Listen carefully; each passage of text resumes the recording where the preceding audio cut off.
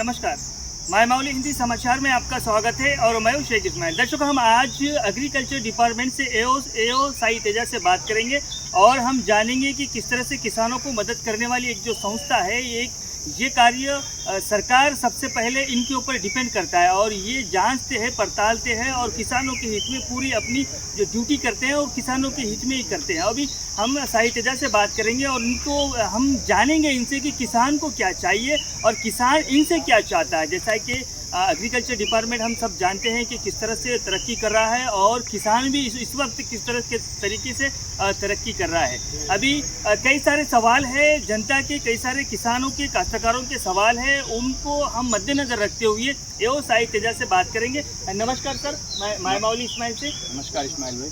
जी sir, अभी सबसे पहले सर सवाल ये है मेरा कि इस वक्त जिस तरह से किसान भाई है, अभी कई किसानों का कहना है कि परेशान हाल है क्योंकि एग्रीकल्चर डिपार्टमेंट से उनके नज़दीक जाने वाला और उनके नज़दीक आकर उनको सलाह सूचना देने में नाकाम रह रहे, ऐसा उनका एक आरोप है। आप इसके बारे में क्या सफाई देंगे?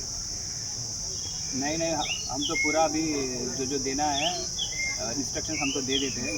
क्या है बोले तो पहले बीज जो डालते ना, बारिश पड़ने के बाद बीज डालना है और नकली सीड्स जो है कभी भी लेने की ज़रूरत नहीं है क्योंकि आज तो बहुत सारे सीड्स है, सीड्स का कुछ कमी नहीं है।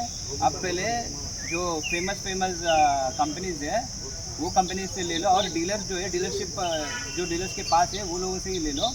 ये बाहर जो बेचते रहते हैं आधा रेट में, ऐसा कोई सीड्स भेजे तो आप तो बिल्कुल लेने का ज़रूरत नहीं है क्योंकि सीड का कमी नहीं है। कम से कम तो हमारे पास अभी 1 लाख से ऊपर सीड्स है, वो भी बड़ा कंपनीज़ का है, तो खाली कुछ वो कंपनीज़ का तो नहीं। अच्छा साई तेजा जी, और एक सवाल है मेरा, जैसा है कि अभी रैतु वेदिका है, ये सिर्फ इमारत बन के रखी गई हुई है। अभी वहाँ पर देखा तो कोई साफ़ सफाई भी नहीं है और किसानों को बुलाकर कोई सलाह सूचना भी वहाँ पर नहीं दिया जा रहा। अब इसके बारे में क्या सफाई देंगे? नहीं, रैतु वेदिका में फिर रैतु निस्तन का जो चल रहा है एवरी ट्यूजडे, ये तो चालू है, ये तो बंद नहीं है। ये फैंस का, ये लाइट्स का, ये पंखा का, हमको तो इसके लिए कोई पैसे तो नहीं दे रहा। तो बस हम खाली, हमारा मोटो क्या है, किसानों को बस इंस्ट्रक्शन देने का चीज़ है। वो तो उधर इंस्ट्रक्शन तो चालू है, लेकिन ये फैंस लाइट्स के बारे में तो हम कुछ भी नहीं करते क्योंकि हमारे पास पैसे नहीं है और गवर्नमेंट से भी हमको कुछ भी नहीं मिल रहा, तो इसका कुछ लेने देने का नहीं है, बस वो इंस्ट्रक्शन देने का है। एओ साई तेजा, अभी इस वक्त जो आने वाला सीज़न है वो बीज पेरने का सीज़न है। अभी तो इस वक्त में है और कुछ चंद दिनों के बाद में जो जून लग जाता है तो किसान अपने कामों में परेशान होकर अपने काम धंधा शुरू कर लेता है। अभी इस वक्त किसान तो जिस तरह से अब अभी अपने काश्त की ज़मीन में साफ़ सफाई कर रहा है। अभी इसमें मेरा एक सवाल है कि जिस तरह से इस साल पिछले साल तो आपने भी देखा, हमने भी देखा कि महाराष्ट्र अपने जो बीज है वो महाराष्ट्र को ले जाया जा रहा था। फिर साई तेजा जी, अभी इस वक्त हमारे यहाँ से महाराष्ट्र में बेचने की परमिशन है या तो फिर महाराष्ट्र के जो किसान है वो भी किसान ही है या उनको बेच सकते हैं क्या? तो आपको क्या गाइडलाइंस है इसके बारे में? नहीं, अभी तो कलेक्टर सर का स्ट्रिक्ट इंस्ट्रक्शन ऐसे है कि हम नहीं बेच सकते, इधर से वहाँ से भी नहीं ले सकते, पक्का, ये तो पक्की बात है। अगर भेजे तो भी कोई आप कंप्लेंट दे सकते हैं। उसके ऊपर क्या एक्शन होगा? एक्शन तो हम सीधा जाके पहले एक स्ट्रिक्ट वार्निंग दे देते, अगर फिर भी नहीं सुने तो सीज कर देते। अभी आपने सब स्वीट्स की दुकानों को वार्निंग तो दिया और 2 दिन में और एक मीटिंग है मेरा, एमआरओ सर और एसआई सर का, तो तब तो पूरा इंस्ट्रक्शन दे देते और बहुत बार दिए, अभी तो स्ट्रिक्टली दे देते 1-2 दिन में। पूरे मंडल में स्वीट्स की दुकान कितने हैं सर? 46 है लगभग। तो ये सभी को परमिशन है? परमिशन है। अभी ये सभी से आप जाकर पूरे एक दुकान पर जाकर? हाँ, एक दुकान पर जाके मैं मिले इंस्ट्रक्शन दे रहा हूँ। अच्छा सर, ये जो नए कंपनी के जो सीड्स आ रहे हैं तो अभी कैसा हो रहा है सर? अगर मेरे पास, मैं डीलर हूँ तो मेरे पास कोई नई कंपनी आ जाती है तो उसका डिस्ट्रीब्यूटर मैं हो जाता हूँ, यानी उसकी एजेंसी मैं ले लेता हूँ, तो फिर ऐसा कुछ होगा क्या इस साल? नहीं, अभी आप बेच सकते हैं, ऐसा कुछ नहीं है, नहीं बेचो बोलते, बेच सकते हैं। अगर इनवॉइस पूरा प्रॉपर रहे, सब कुछ प्रॉपर रहे तो बेच सकते हैं, ऐसे कुछ नहीं है ये कंपनी का बेचो वो कंपनी का नहीं बेचो, छोटा बड़ा बोल के कंपनी नहीं है, ला तो एक ही है सबके लिए। सर एक अहम सवाल है अभी इस वक्त, अभी जो बीज में कुछ शॉर्टेज है क्या? बिल्कुल शॉर्टेज तो नहीं है। खाद में कुछ शॉर्टेज है क्या? नहीं, बिल्कुल शॉर्टेज तो बिल्कुल नहीं है। पुराना साल जैसे थे अभी तो ये साल पे तो बिल्कुल नहीं है।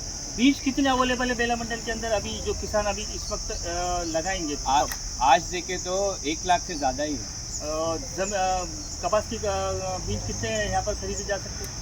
40,000 तक खरीदी जा सकती है, यानी 40,000 से भी ज़्यादा, 40 से भी ज़्यादा, यानी डबल भी है हाँ, अपने हाँ, पास। है। अच्छा सर, एक बात है, पिछले साल जिस तरह से किसान परेशान थे, लाइन लगा रहे, धूप में खड़े रहकर, पानी भी उनको नहीं मिला, टेंट डाल के भी रखा गया था, एक 6/9 के लिए जंग छिड़ी गई थी, तो ये 6/9 का कुछ डिमांड? नहीं, इस बार तो ऐसा परिस्थिति कभी भी नहीं आएगा, क्योंकि 6/9 का भी क्वालिटी बहुत ज़्यादा है और बड़ा कंपनीज का जो है सीड्स है सब कुछ बहुत ज़्यादा है। अभी इस बार टेंशन ही नहीं है लाइन लगाने का, तो बिल्कुल ज़रूरत ही नहीं है। अच्छा, अभी इस वक्त 6/9 मिल जाएगा जो किसान जो बीज और मैं और एक बात बोल देता हूँ, क्या है कि खाली 6/9 के पीछे पड़ने की ज़रूरत नहीं है, क्योंकि बहुत सारा बड़ा कंपनीज का है।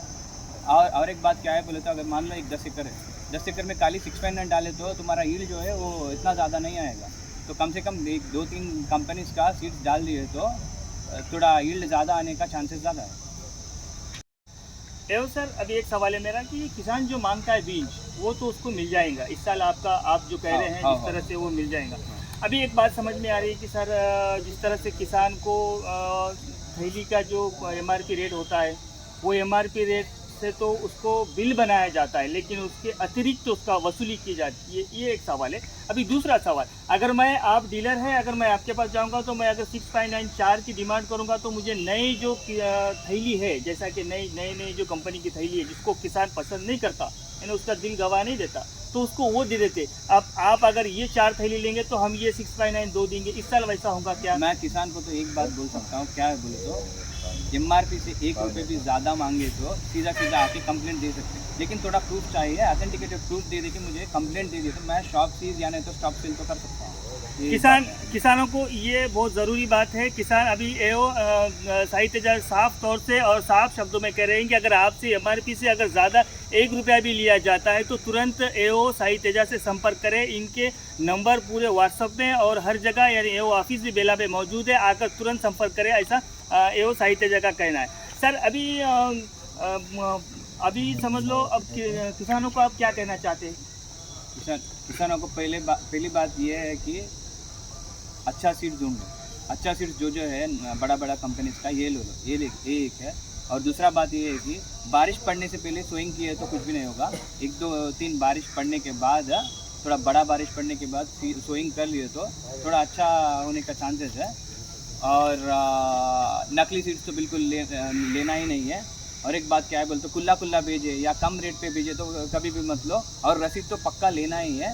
रसीद में और क्या क्या रहना बोले तो, लॉट नंबर लिखवाना है एक बात, और एक बात क्या है बोले तो उसमें एक्सपायरी डेट देखना है।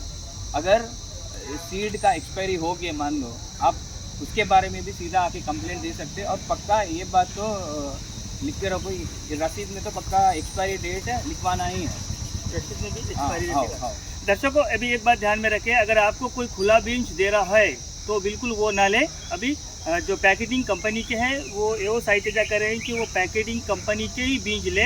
अगर आपको बिल में अगर ऐसा कुछ लगता है तो उसकी और एक ज़रूरी बात यहाँ पर से हमको ये समझ में आई है कि उसकी एक्सपायरी डेट ज़रूर चेक कर ले और बिल में भी एक्सपायरी डेट लगाए। सर, आपने कहा था, इससे पहले मैं जो सवाल करा था, आपने कहा था कि महाराष्ट्र के लिए जो बीज है वो हम नहीं दे सकते, या तो खाद भी नहीं दे सकते उनको, यानी कुछ भी उधर से आना नहीं है, इधर से जाना नहीं है। सर, हमारे मंडल के अंदर महाराष्ट्र सटीक बॉर्डर पर लगा हुआ है, अभी वहाँ पर ना चेक पोस्ट है, अभी चारों तरफ से महाराष्ट्र लगा हुआ है। सर, आप इधर से देखेंगे तो चंद्रपुर जिला, इधर से यवतमाल जिला, इधर से नांदेड़ जिला। सर, ये तीनों भी तरफ से एक भी जगह पर बॉर्डर लगे हुए नहीं है। सर, इसकी सुरक्षा कैसे की जाएंगी, कैसा पता चलेगा सर? नहीं, अभी तो सीक्रेट विजिलेंस टीम्स है बहुत सारा। इसमें कौन कौन है सर? अब ये सीक्रेट इन्फॉर्मेशन तो मैं बता नहीं सकते। ठीक है। विजिलेंस टीम है, इंटेलिजेंस टीम भी है, मैं बात भी करवाया इन लोगों से परसों, तो ये इन्फॉर्मेशन तो हम ले रहा, अभी तो एक्शन तो लेंगे पक्का। अगर कुछ इधर उधर हो गए तो आप लोग भी बोल सकते हैं और किसान भी बोल सकते हैं। और इंटेलिजेंस टीम से भी मुझे अभी इन्फॉर्मेशन आ रहा, तो मैं इसके बारे में बात तो की है, क्योंकि ये इंटेलिजेंस टीम में जो लोग हैं, नाम तो नहीं बता सकता हूँ क्योंकि जो सीक्रेट इन्फॉर्मेशन है। ये थे साई तेजा। इनका साफ तौर से कहना है कि आप किसानों को बिल्कुल घबराने की ज़रूरत नहीं है। हम आप किसानों के लिए ही हम जो ड्यूटी करते हैं आप किसानों के लिए करते हैं। जिस तरह से आपको सीड्स के दुकान में कोई परेशानी जाती है, खाद के संबंध में हो या सीड्स के संबंध में हो, और जिस तरह से अभी साफ तौर से कहना है साई तेजा का कि बारिश अच्छी 2 बारिश गिरने के बाद में ही अपने बीज को बोए, और कोई अगर परेशानी हो तो एओ ऑफिस हमारा बिल्कुल दिन के समय में तैयार रहता है, और आप कभी भी किसी भी वक्त हमको फ़ोन कर सकते हैं। अगर आपके साथ कोई नाइंसाफ़ी हो रही है, आपके साथ कोई ज़बरदस्ती हो रही है, आप अगर नुकसान में हैं तो हमको आप आकर हमसे संपर्क कर सकते हैं, ऐसा एओ साई तेजा का कहना है। आगे के विजुअल कुछ हम आपको बताते रहेंगे, लेकिन आप आगे के विजुअल भी आपको बताते रहेंगे। और हमारे स्क्रीन पर साई तेजा एओ साई तेजा का नंबर है, और संबंधित एओ का जहां से आप जो क्षेत्र में रहते हैं उन क्षेत्रों के एओ का नंबर भी हमारे स्क्रीन पर चलता रहेगा, और आप इसको ध्यान में रखें, अपने फ़ोन में सेव करें। धन्यवाद।